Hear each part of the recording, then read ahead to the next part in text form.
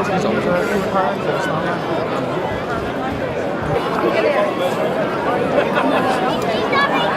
bit of a keep it short 30 here.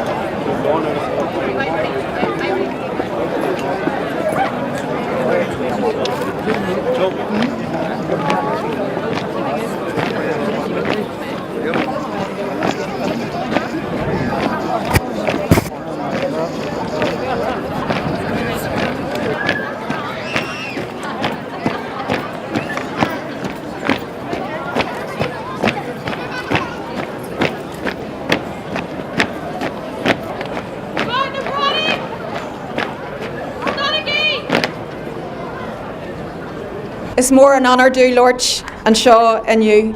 Can I start by thanking the National Graves for the invitation to be with you all today and have a chance to address the gathering, as we all come together to proudly remember our Irish patriots. I especially want to welcome the families of our patriot dead. To all of them and to their friends, can I extend my solidarity to you at this time. I'm very conscious of your loss. I'm very conscious of your hurt and your pain. And Easter is our chance to say that we are with you, that we stand in support of you, and we will continue on to withhold, to remember, to commemorate, to celebrate the lives of your loved ones throughout the years ahead. So fáilte mór romh a lig to all the families. This year, as we mark the anniversary of the Easter Rising, we also mark a number of other very significant anniversaries. The centenary of some women achieving the vote, 100 years since the landslide election that was known as the Sinn Féin election, a year that marks 50 years on since the Civil Rights Campaign, and a year that marks 20 years on since the signing of the Good Friday Agreement. When we reflect on all of those milestones in our Republican history, we recall their relevance today in the here and the now, where much has changed but much more is still to be done. Over 100 years ago, Irish women and men, nationalists, Republicans, socialists, trade unionists, Gaelgory, feminists were gathered in rooms here in Belfast, in County Tyrone, right across this island, in Britain and the USA, in a plan to overthrow the British Empire here in Ireland. They envisaged a new republic, where the people would be sovereign as citizens, not as subjects, where people have fundamental political, cultural, social and economic rights, not arbitrary privileges, where there is equality, not elitism, where there is peace and where there is unity. On Easter Monday, 1916, Padraig Pearse marched with a small number of comrades to the GPO, and he read aloud the proclamation of that new republic. The days that followed, including the execution of the leaders, was to trigger a century of struggle which has shaped Irish politics from then until now. The 1916 Easter Rising was a declaration of freedom that was heard throughout the world. The patriots of 1916 believed a better Ireland is possible, and so do we today. To achieve it, to win our freedom, to win their freedom, they and generations of Republicans since put everything on the line, including their own lives. Sadly, the Ireland of today is not the true republic that was proclaimed in 1916. Our country remains partitioned with two failed states. A century on, Irish Republicans continue to strive towards the new republic that was imagined by the leaders of 1916, that was imagined in the first Dáil and the Democratic Programme of 1919, and by the Republican icons of 1981.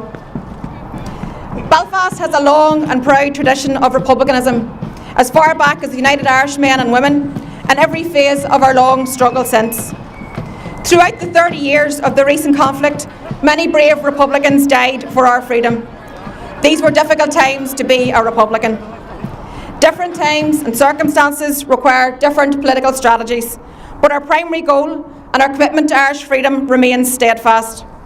But the journey is never easy. It requires increased effort to mobilise people in support of Republican objectives towards a united Ireland.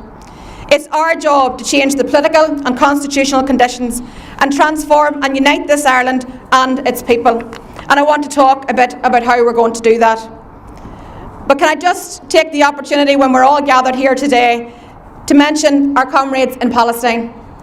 In recent days, we have seen again the horror of the Israeli state violence against the people of Palestine. The military might of the Israeli state unleashed on the people of Gaza. This is a depressingly familiar vista. The international community looks on as the rule of law is openly flouted. The European Union looks on. The Irish government looks on. This is not good enough. We need action. Leo Varadkar and his government must now show leadership and decisiveness. Israel must be challenged. Their ambassador must be informed that Ireland deplores their aggression, that Ireland stands for peace in Palestine and for an independent Palestinian state. So the Taoiseach should send the Israeli ambassador home and move immediately to recognise the state of Palestine.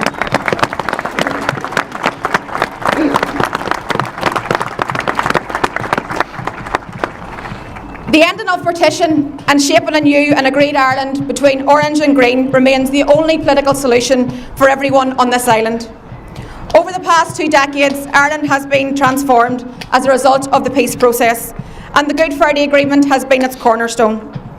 It provides for a peaceful and democratic way to end partition and to unite the country. When it was signed 20 years ago, it offered a new hope and a new future.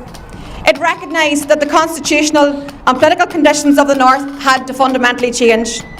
No longer could the British Unionist state deny nationalists equality of opportunity, parity of esteem, recognition of our Irish national identity or political power. The Good Friday Agreement is now under attack by some within the DUP and within the British Tory party because they did not sign up to it. They don't believe in what it represents. They don't believe in party of esteem, in equality, in mutual respect for all in society. The Assembly election last March was brought to a head by the lack of the respect and the arrogance shown by the DUP towards those that we represent, you and your families and the wider Irish Nationalist Republican people. The DUP sought to set aside the principles of equality and the principles of respect. They were involved in financial scandals which undermined public confidence in the institutions. They insulted broad nationalism, Irish language speakers, ethnic minorities and our gay and lesbian brothers and sisters. And the British government repeatedly refused to honour their agreements, and they continued their cover-up of their dirty war here in Ireland. It was not acceptable to Sinn Féin, and our friend and leader Martin McGuinness acted and he called time. Martin made it clear at that time there would be no return to the status quo and zero tolerance of incompetence, of arrogance and of inequality. We fought a second election in May and we significantly increased our mandate once more. We entered into political talks to re-establish the executive on the principles of equality, respect and integrity and to have agreements fully implemented. For over a year, Sinn Féin were engaged in political talks with the DUP and the 2 governments, and the leadership of both parties reached a fair and balanced accommodation, a draft agreement, which we felt could address our concerns and provide a basis to restore the executive without further delay. However, Arlene Foster and the DUP leadership failed to deliver on this, and they chose to withdraw from the talks and to collapse the process. For now, just for now, they are under no pressure from the British government to move, because Theresa May is in hock to the DUP. It therefore comes as no surprise that the British government has put once again its selfish interests before ours. But let's be very clear here today. The rights issues are not going to go away. We are not going to go away. There is no excuse for denying civil, social and cultural rights. We need to secure the rights of Irish language speakers, the right to marriage equality, the right to families to an inquest, rights that are enjoyed by citizens elsewhere on these islands. Standing still is not an option. The onus is now on the 2 governments to act. They must reaffirm their support for the full implementation of agreements and the absence of an executive establish the British-Irish Intergovernmental Conference. Reconciliation is a vital part of our work as a party. Republicans and Unionists have conflicting narratives, conflicting histories and conflicting allegiances. That's the reality. Part of the journey to reconciliation is about recognising that to be the case. Much hurt has been caused and real pain inflicted on all sides of the community. It takes time to heal those wounds and to build a new society together where we all respect each other. The whole point in having joint heads of government in the executive is because there is a responsibility on the 2 main political leaders to bridge the divide between us and between those that we represent. That is what I am up for. That is where I am focused. But I need a unionist leader who is also up for that, so that together we can serve the entire community fairly. I will not lead in an unjust government which denies citizens their rights, so we need to remove the obstacles to fix that. Ending partition has now taken on a new dynamic because of Brexit. The Good Friday Agreement's political institutions, human rights guarantees, all Ireland bodies, the constitutional and legal right of people to exercise their right to self-determination, and a united Ireland through consent must all be protected. I am confident that as the consequences of Brexit become clearer, and as we get closer to the withdrawal stage, that more and more people from a unionist background will be open to exploring new relationships on this island and between our islands. Because Brexit exposes the undemocratic nature of partition. Sinn Féin believes there should be a referendum vote on Irish unity within the next 5 years. I believe now is the time to plan a new and agreed Ireland, in which all identities and traditions have a place and the opportunity to contribute to our shared nation. Sinn Féin is about transforming Ireland and uniting our country for everyone. We want to build, shape and be part of leading in that new Ireland. We don't want to face inwards and talk about it. We want to face outwards and listen to those who don't want it.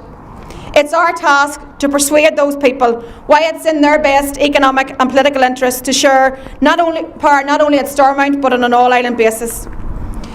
We believe Irish unity on the basis of equality offers the very best future for all of our people on this island. Therefore, we need to listen and understand unionist fears and reassure unionist people of their place in an agreed Ireland. They too must belong, not as a minority but as equals. Those of us who are United Irelanders, all of you here, must sell our vision. We are confident about the economic and social and political benefits a new Ireland will bring. Irish unity is now firmly on the agenda. Be in no doubt that we are entering a defining period in our Irish political history. The opportunities for real change are within our grasp. The old certainties are gone. The perpetual unionist majority has ended. Europe is in a state of flux. So this is a time for big ideas. Now is the time to build that new Ireland.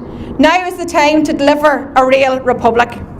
With others, Sinn Féin wants a society that's based on equality, one that's based on fairness, and one that's based on prosperity. We want to be in government on both parts of this island to serve the Irish people and deliver that real republic. To deliver the ideals of the 1916 proclamation and to unite all the people of this island in equality and mutual respect together. Comrades, I will finish with this. Take nothing for granted. It's only through activism that we will bring about a new Ireland. Let's never look back with regret. Let's never wonder, could we have done more? Let's keep moving forward. Let's be the generation that delivers a new republic. And I look forward to the Easter when we stand at the graveside of our patriot dead and we say we have achieved that new Ireland, because that is the only true and proper tribute to all of our Irish patriots. Garamila Mayagov. Thank you, Michelle.